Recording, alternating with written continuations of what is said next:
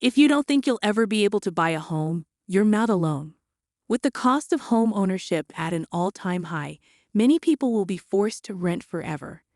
This means these people will never realize the benefit of paying a mortgage down, participating in property appreciation, or owning a home. Enjoy a relatively stable cost of housing. Gone are the days when you could buy a substantial home in the suburbs, raise a family on a single income, and retire with a large pension. Today, people must work hard if they want to achieve the goal of home ownership, making it appear hard for first-time home buyers to realize their ambition of purchasing their first home.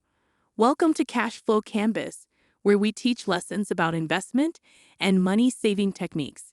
If you want to make your financial future better, make sure to like this video and subscribe to our channel for the latest updates. According to the Federal Reserve Bank of St. Louis, the price in 2023 will be around $437,500. While this may appear to be an extremely high price, home prices are actually down significantly from recent all-time highs in many regions. Prices nationwide have dropped nearly 10% since late 2022, saving home buyers a significant amount of money when it comes to purchase prices. Data shows that western states such as Nevada, Arizona, and California have seen price declines in significant cities across the U.S., with Phoenix experiencing the greatest price decreases. Portland, Nevada, Seattle, and San Francisco have not come down everywhere, thus not all areas have ever felt relief in ever. Rising costs represent a significant increase from when your parents and grandparents were alive. Were purchasing their homes decades ago. For instance, the typical property price in 1980 was around $64,000. It is worth noting that average home appreciation has not been absolutely out of control when adjusted for inflation. Long-term inflation rates are actually not too far off from national real estate values across the country, primarily due to rising interest rates, but these higher interest rates make mortgage payments much higher than before. Those who were celebrating the rate increases as they hoped for prices to drop so they could finally afford a house are in for a rude awakening to find out you might actually be better off paying a higher interest rate. Higher price with a lower interest rate mortgage than a lower price with a higher interest rate mortgage.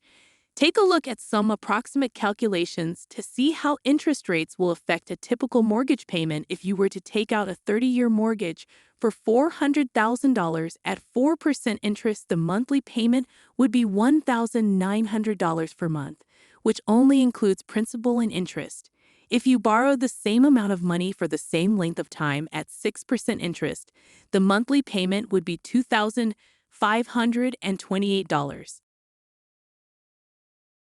Over $600, which is equivalent to borrowing an extra $100,000. It's one thing to be able to afford a mortgage payment on a home, but it's quite another to be able to manage the other costs of homeownership. The average property tax rate in the United States is around 1%.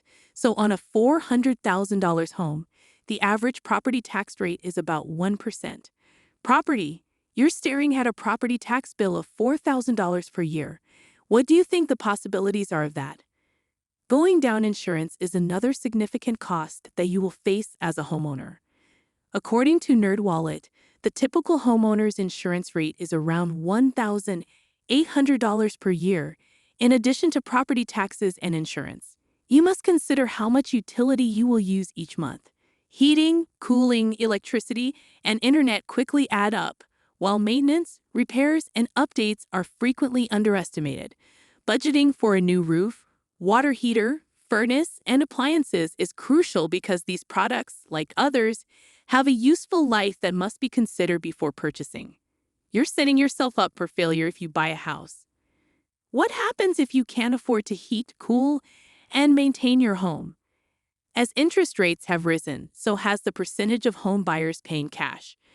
According to Money.com, 36% of all single-family homes and condos were purchased with cash last year to finance their home because the cost of borrowing was so low that even though buyers had the money available, they didn't want to pay cash when they could get a 30-year fixed mortgage at 3% or 4% and put those funds in a better place. However, rising amounts of cash buyers continue to make it difficult for those who don't have the money to pay cash. Those who are getting a mortgage to compete in the market. Understandably, home sellers prefer cash buyers because the transaction isn't dependent on the bank to fund the loan, which is never guaranteed until closing day. Cash buyers frequently waive an appraisal, which means the sale isn't contingent on the valuation from a licensed appraiser. Either cash buyers also have the ability to negotiate a lower price to be more competitive, and they can pay more for the property simply because they are wealthier and are less affected by the price paid for the home. A separate residence. Selling and buying a new property will result in a new mortgage with a significantly higher interest rate than those historic lows. If you have a record low mortgage rate, you will not want to sell and give it up. Taking out a mortgage at current interest rates, even for the same amount of money, will be more expensive, result in hundreds of dollars extra per month with no benefit to you. And if these people are going to move to a new home, they're looking at significant price increases, which may cause homeowners with record low interest rates to stay in their current home for quite some time, with the average homeowner staying in their current home for quite some time. According to LendingTree, the average new car payment is $716 per month, and the average used car payment is $578 per month. It's not surprising that many people can't afford to buy a home. To qualify for our mortgage, you must have financial stability, and if your debt levels are too high compared to your income. Lenders will not even consider lending to you if you are unable to repay the money and carry all other bills associated with homeownership. If something breaks in your house, that is extra money you must come up with. If the cost of heating fuel skyrockets, hopefully you have a contingency plan. Within your financial constraints, the long list of expenses that come with being a homeowner can be extremely difficult to manage when you're paying $1,000 per month for a car, and if you have 2 new cars, you could be spending $2,000 or more just on cars, not to mention student loans in any other form. With more and more people working from home, these numbers should be decreasing. Almost as crippling as astronomical car payments are student loans. With many young adults carrying hefty student debt, just getting by on a monthly basis can be difficult, let alone buying and maintaining a home. According to Ramsey Solutions, the average in 2021, the average student loan debt per borrower was approximately $40,000. This type of debt stops young adults from making basic financial and life decisions. For example, 40% of them say their student loans restrict them from investing for retirement, and 47% put off buying a home until their loans are ultimately cleared, which will be a year or more later. They may even be able to purchase a home. Prices have indeed risen since the previous generation, but housing sizes have also increased, lending credence to these claims. With rising prices, the typical new home size in 1980 was just about 1,600 square feet. Today, the average new home size is closer to 2,400 square feet.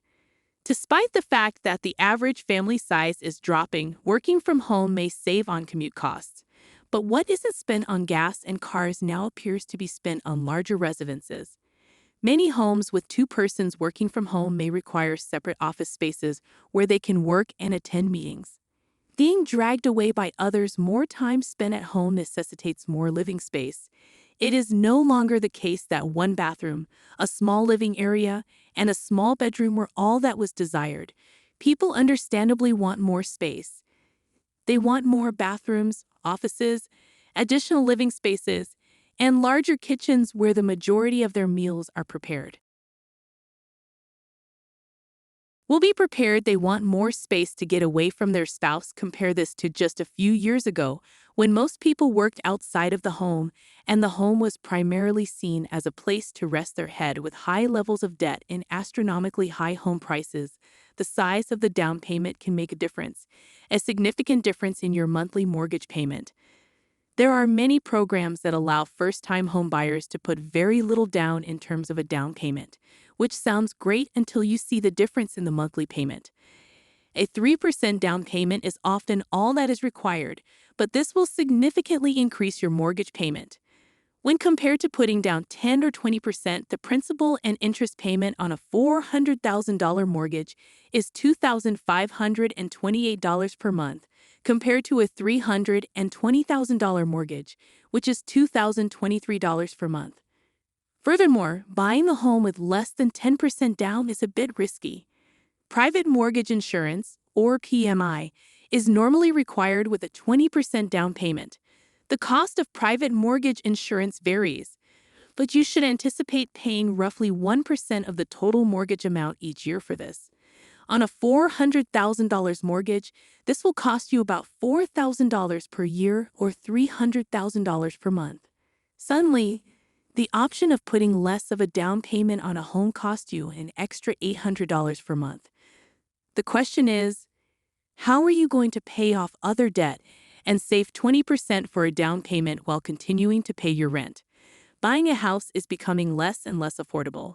It appears like the odds are stacked against first-time homebuyers unless you already own some real estate. It's difficult to buy between skyrocketing property prices and newly increased borrowing rates, rising taxes, insurance, and maintenance and utility costs. If you want to buy a house in the future, you should be very strategic about it. You might be amazed at how much of a difference they can make if you look at what you can do to make the procedure cheaper.